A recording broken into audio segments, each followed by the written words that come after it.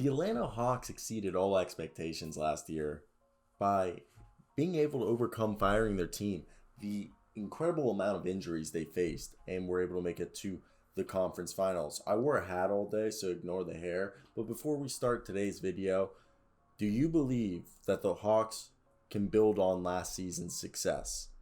So let's get into it and let's talk about it. I want to hear those thoughts down below. Can the Hawks build from this and be back to where they were last year? And it's quite hard, honestly.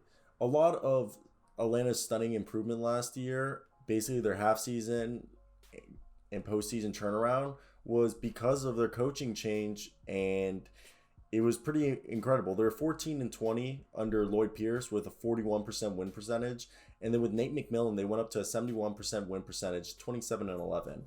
And if it had taken the full course of a year, Nate McMillan would have won Coach of the Year without a doubt.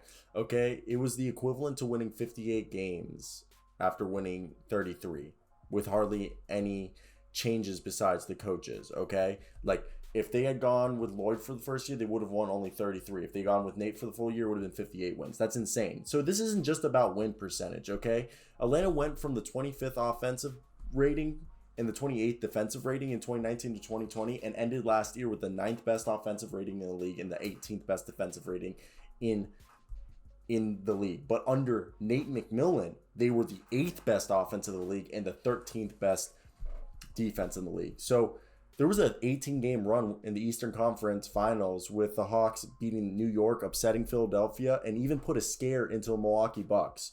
So, yes, they overachieved last year through March all the way to June. And the bar is set high. Winning 47 to 48 games, technically, I feel like would be a good year to build off of from last year. Okay, a 4th or 5th seed and a ticket home after the conference semifinals against maybe the Bucks, Nets, Sixers, or Heat might disappoint fans, but I think that would be the right step. So basically saying if they're between the 4th and 5th seed and they make it to the conference semifinals and lose, I think that's still a good year. Like they took 2 massive step forwards this year. They might have to take a tiny step back so they can take 2 more steps forwards. Okay? The Hawks improved, okay?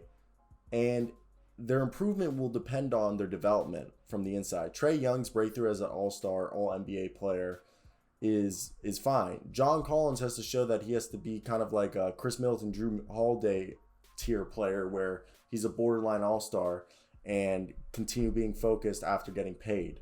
Cam Reddish, if he can be Cam Reddish and DeAndre Hunter. DeAndre Hunter was an 18-point per game scorer before he got hurt. And if DeAndre Hunter and Cam Reddish can both be consistent double-digit scoring players, they're such good two-way guys because Clint Capella, John Collins, DeAndre Hunter, Cam Reddish, and Trae Young is a dangerous lineup.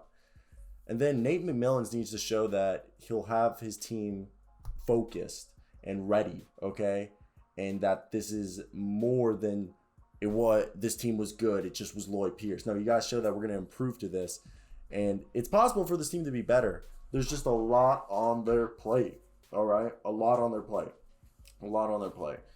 So when I look at this team, what I think their biggest weakness is I think I don't want to be like rude or anything along the lines because this team has a lot of shooting. This team doesn't have a lot of like behind Trae Young, the point guard position could be questionable again. They have DeLon Wright, Lou Will, and they also have Sharif Cooper, okay, who could be great.